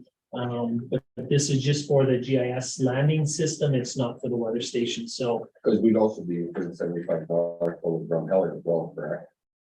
yeah, but I don't know if they have a weather station. No, Coordination must have a weather station, because that's where we're at. Oh, that's, Well, they've got that federal that's thing, it's Yeah. on the aviation one. So, I assume that's what you're talking about. so the weather, like I said, the weather station is a separate topic, but it's something that, if we move forward with this, it's probably something that we'll have to continue the discussion on whether we want to go down that road with a weather station and whether we need to. I know it would probably increase the odds, but it wouldn't, if we can get this 10% down to 3 or 4. 3%, 4%, is it worth a weather station for the remaining 3 or 4%?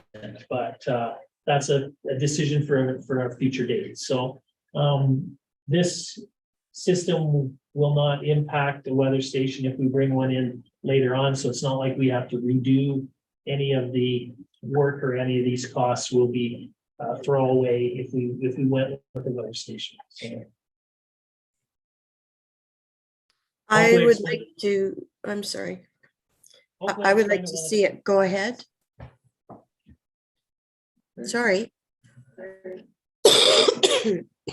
Recommended motion, council authorize CEO to accept for the installation of the GIS instrumentation landing system, the town of Hanna Airport, with the funding to come from the 2023 operating budget. Motion, council vote, and I take it. Yes. All in favor? Carried. Yes.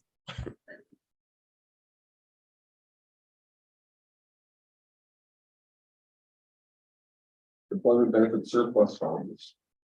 So, Mr. Mayor, we got a pleasant surprise earlier this year. So we have the town uses 2 benefit providers, one called RAM, which basically provides extended health, dental, vision.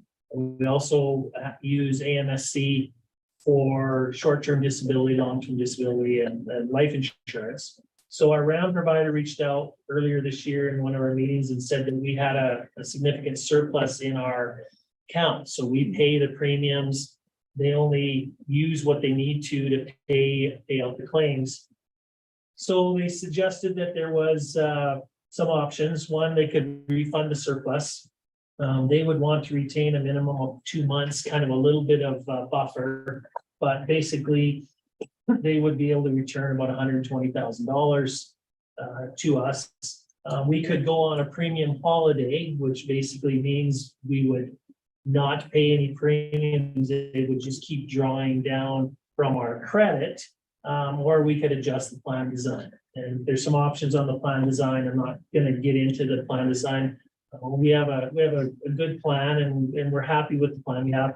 But what I thought was the best move, and we have asked them for the money, rather than it sitting in their bank account, we might as well have it here.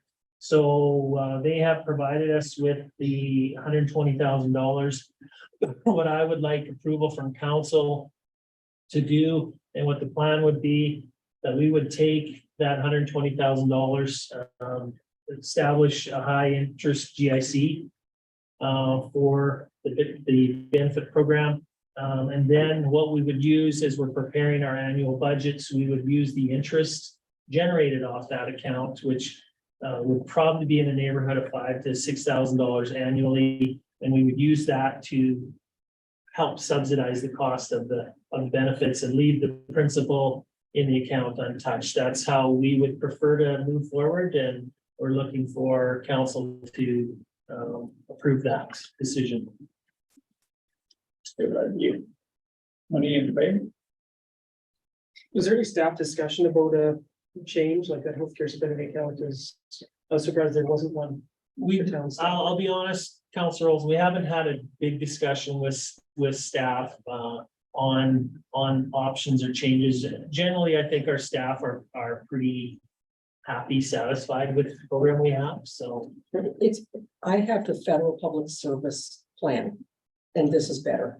Yeah, Yours is better. it's a good plan It's and, very good. and, you know, that's why I would not wanna, you know, change it or, I think staff is happy with it and, that can happen down the road regardless. We just wanted I just wanted to get the dollars here in our account versus sitting in their account and them creating any interest off it. If we can generate $5 or $6 grand interest off of it, and not change any of our parameters, that's a benefit to us. So, The same thing, we use that money to offset it, because they use it there. well, that's true, yeah. If it benefit prices, if the cost of benefits go up, that might then provide the buffer on the increase. So there's all kinds of options with it. So we've set it up into GIC on an annual basis and go from there. Okay, recommend motion that, council authorize CEO to establish a interest GIC for the employee benefit program surplus. In the amount of $120,000 with the plan to use your interest generated annually to reduce the cost of the employee benefit program. And on an annual operating budget. Motion come from Warren. All in favor? Yes, Carried.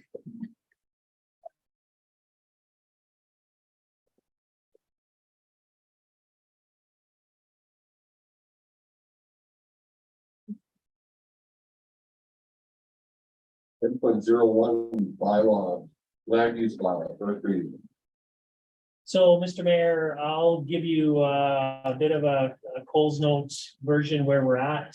Tracy is on virtually, so she'll cover anything I've missed or between the two of us answer any questions. As council, we began this process of revising and reviewing our existing land use bylaw that was done in 2012. So it's 10, we're into year 11 now with it. We did have an open house in February. We had feedback, letters were mailed to landowners who were had a proposed zoning change. So they were aware of that and could bring their concerns, questions. We extended the time for people to provide comments. At the end of the day, Palliser took all of those comments, compiled a what we heard report. And we presented that to council for information on April 11th.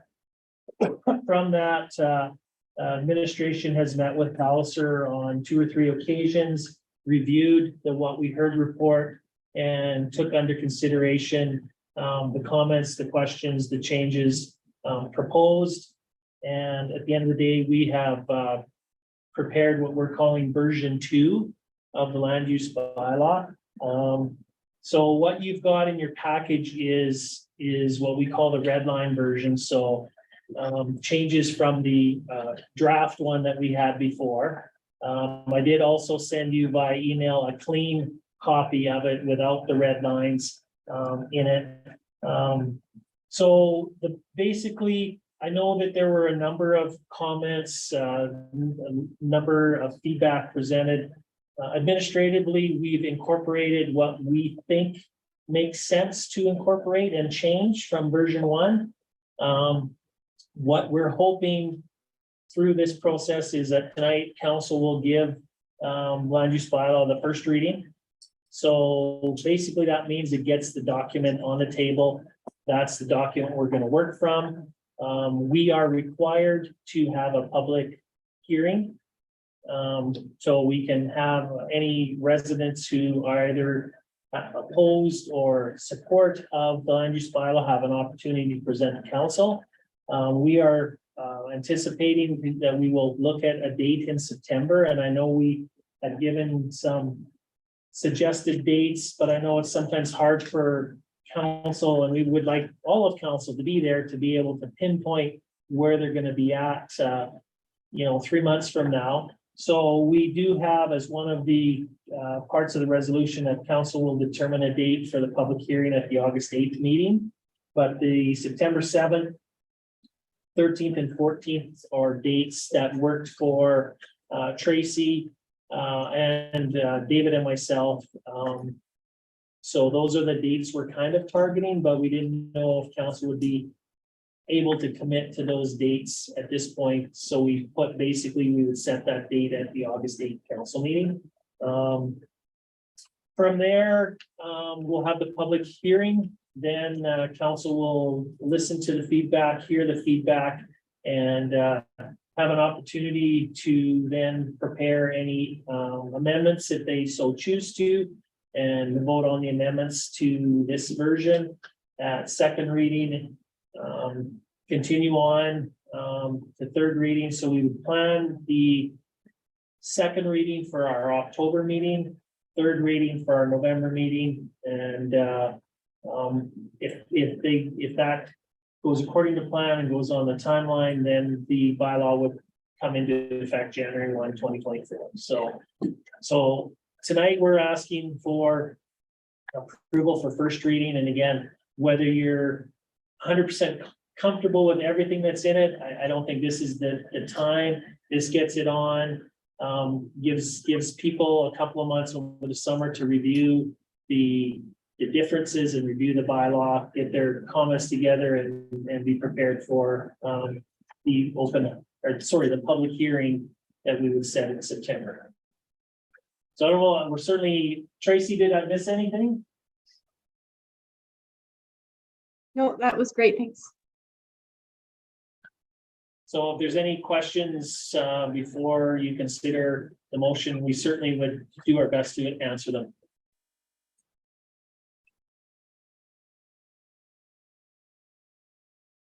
Everybody's happy with the process? Recommend motion to council give first reading to land use bylaw 2032 to action 2023 version 2. Council Olson, all in favor? Yes,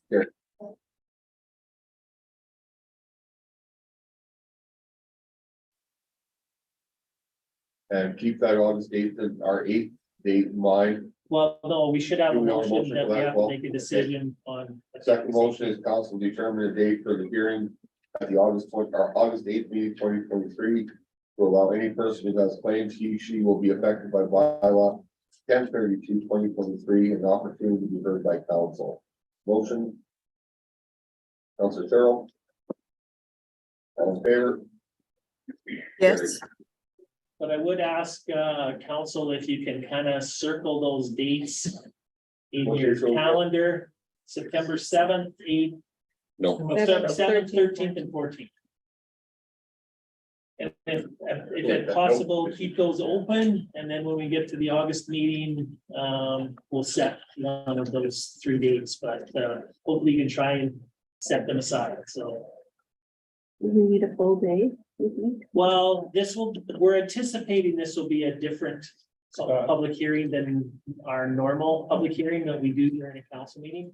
So we will set that time too at August 8th meeting. So I think our options are basically to start at 9 in the morning or start at 1 in the afternoon. I wouldn't anticipate we would start it at 7 at night. So this gives us more time if there's more, if there's more people who wish to speak.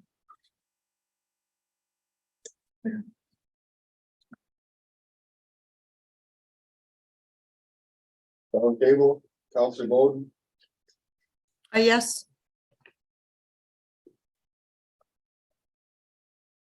Do you have do any? you have a report, Councilor Bowden? sorry. Anything to add? No, I don't. I just, actually, I think I just want to thank Palliser for taking all the questions and the time and effort they've spent in working on the land use bylaw. Councilor Cole? Oh, sorry, Tracy. Oh, I just said thank you very much for that. I know you've I know you've spent a lot of time and I know I had a lot of questions and I think you addressed every one of them. And I apologize for the stupid ones. Thank you. Stupid ones. Counselor Paul, No, I won't get it. Counselor Olson, I don't think I have much to add. I guess the one comment on here, often I type these at night, so maybe it didn't come through. The new Palliser web map. I just wanted to point out for giving the public, anybody using it, the images on there are so much better than Google Earth. If you're looking at property lines or anything on there to measure, I used it to measure the roof of my house, Yep. you know, for square footage, for shingles even. It's amazing. I use it. It's free. There's a guest login. You don't need any information. You see all It's that. almost creepy level That's really good, good. like and it's not from 2010. I think some of Street View is from 2010. But this one is updated regularly. Yeah, you're right, it's very good. Should advertise it more. Yep. I'm telling people every day that print maps off it for. Measure your fence for everything. Yeah. That's really good. everybody comes in and just marries flush next time they come to that site. So. Counselor Warwick, Yes, thanks, Mr. Mayor. PEP had our annual general meeting this past Friday in concert. We elected a new president, vice president, and second president. Our existing president still reigns, Mr. Doug Jones. Vice president is Lauren Buis. Our second vice president is Coley Johnson. The secretary treasurer for PEP is Wanda Dykow. And members at large that were nominated and elected were myself and Cassie Hyder from Medicine Hat.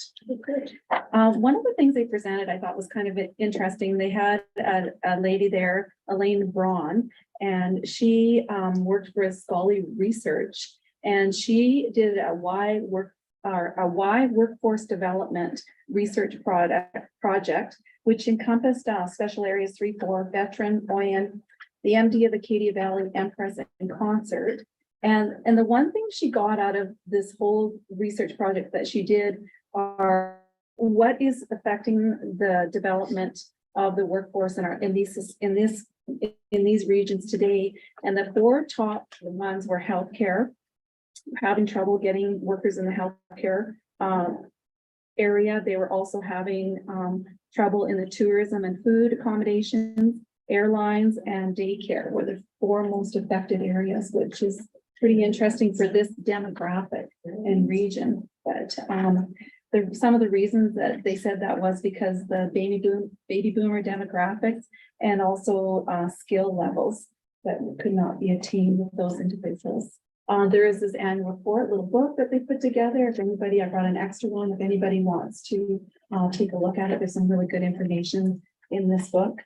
Also, one other thing, Community Futures Radiant Region, we're having our annual general meeting June 23rd in Kindersley, Saskatchewan. They've been doing a little bit of promoting. There's lots on Facebook and some just little promo things, trying to get more people out to these meetings to really promote what Meridian Futures is about and to try to get more people connected and interested in sitting on the board. We've had some trouble over the last year and some having individuals that want to, give up their time and energies to sit on these boards.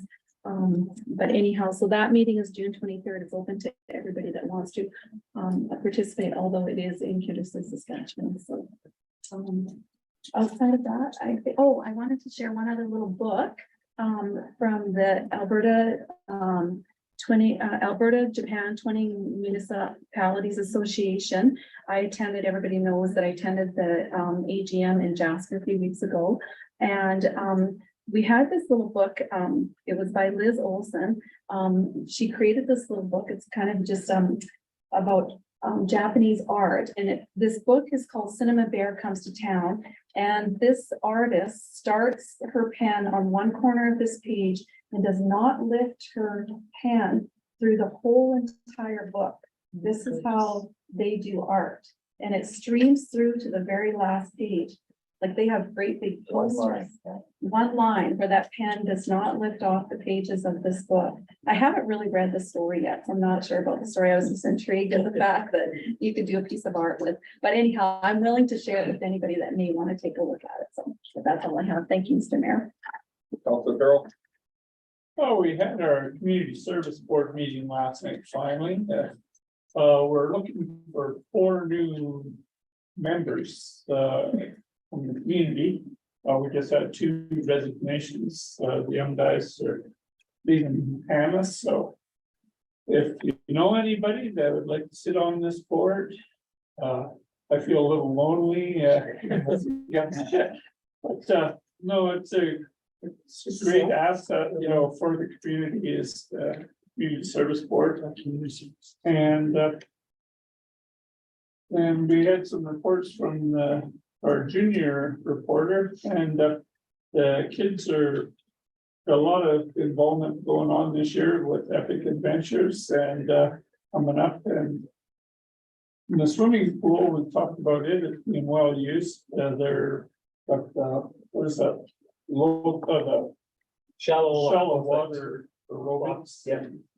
And then some other group that's doing the deep water aerobics, and then there's main swim, so it's being used quite well. And now we see spray park, so they're happy with that. And junior high and senior high kids, they're fully involved with the team fair. They're looking for any vendors that can put on displays that are like art or cooking or anything to get kids involved. And so what they're looking for is, and it's a great thing for the community to help with. I believe, Councilor Thurl, September 9th. Yeah. September 9th is the Yeah. Saturday that they're holding the team fair. They used to hold, the plan is to hold team fairs every 2 years. COVID messed that up, so when we do this one in September of this year, it'll have been 4 years since the last one, so. But yeah, the youth club's working very hard on trying to make that a successful event, so. Oh, and they're looking for anybody that could be a vendor to serve food. That's Yeah. one thing. They're pretty well, all our other vendors are all booked that weekend for weddings or something going on. So. Hey, I got Henry Kruger, as all you know, we had a line failure. We're still not 100% sure if it was human error, technical. We're looking into it, and could be a combination of, but that's back to stress. The same thing as Councilor Camp getting mentioned to us years and years and years. On and on and on, that line's gonna have to be replaced at some point in time. It's about, it was 20 million at that time, I believe, this number. It just kind of, when you have that failure and you don't really truly realize how much water we rely on. We have basically a 2.5 day cushion at the water treatment plant, and then we're out. So I will apologize to Mr. Nell. I drove past, the car wash was open, and I went, should we be doing that? A couple of my neighbors were watering their lawns, so when I went home that night, so I stopped and reminded them that we were potentially having a water shortage. And so yeah, that's something that kind of opens your eyes up when you don't have water all of a sudden.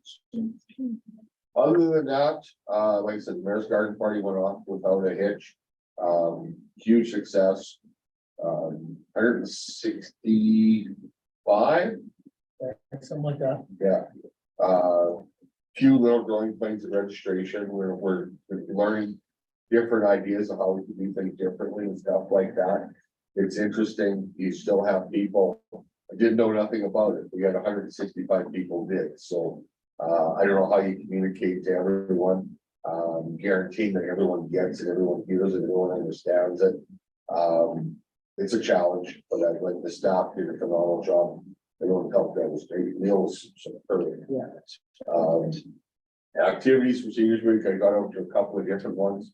I missed the hot dog cook off, but and I was pointed out by Mr. Holman, it's where were you? Which I fully expected, and yeah, no, it was a good week though. Very well received by the seniors and a lot of Facebook posts and comments and stuff, so. Good there. That's it. Any other comments? Comments?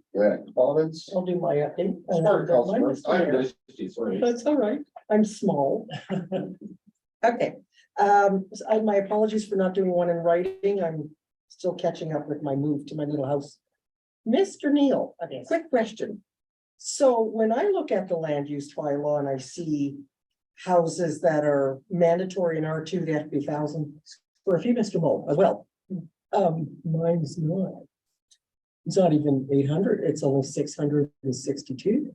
So I can't even fix my deck, correct? No. That's not correct. Okay, that's what I read. Okay, I can't do any updates or changes or anything because my house doesn't fit. You can put an addition on to make it comply. That'd be great. So, yeah, and that's one of the challenges as. Make it changes happen- compliant and then you're good. Okay, Happen over the Thank you. years. thank you. That was my big panic, but yeah, And I'm some not- of those changed in the new Second version. well, the Yeah. version seemed to imply you cannot make it big enough to fit. You're not supposed to. I don't know. We can See, chat so we're all anytime. learning like We can everybody read else is. through it with you and. Yeah. Yeah. Woo. Bye. It's a long read. I do it before bed. I had a Acadia Foundation meeting. They're still working through all the difficulties of staffing so that they can put in the supported living level 3 in the lodge.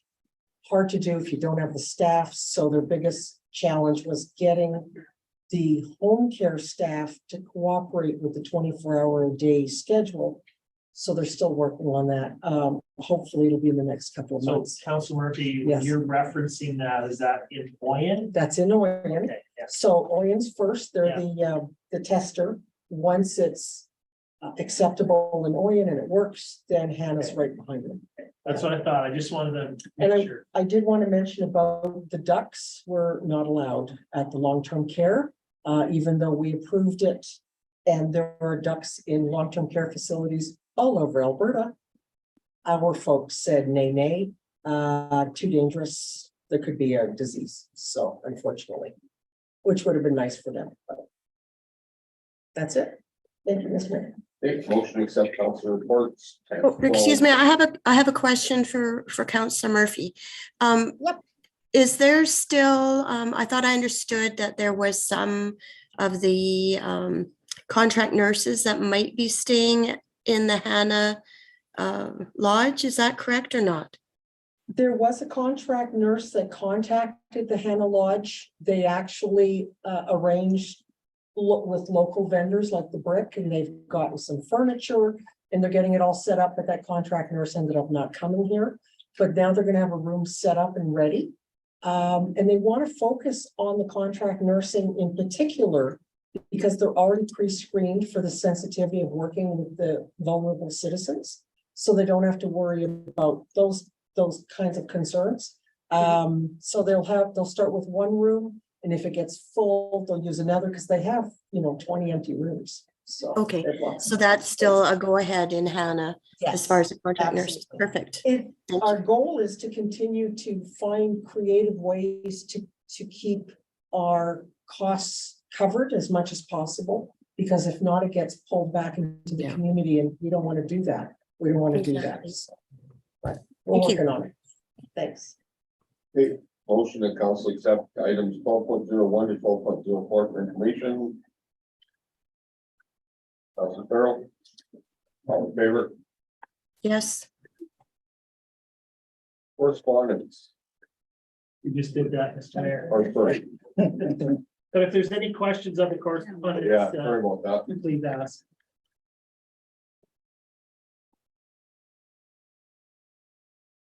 Seeing none, we have a closed session.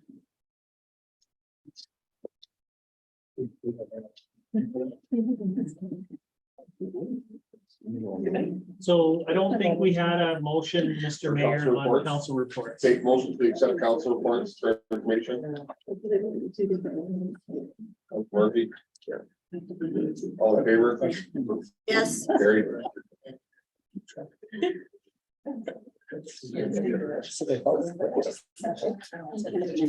Motion to go into closed session. Councilor Farrell. All in favor? Yes. Councilor Kroll. All in favor? Carried.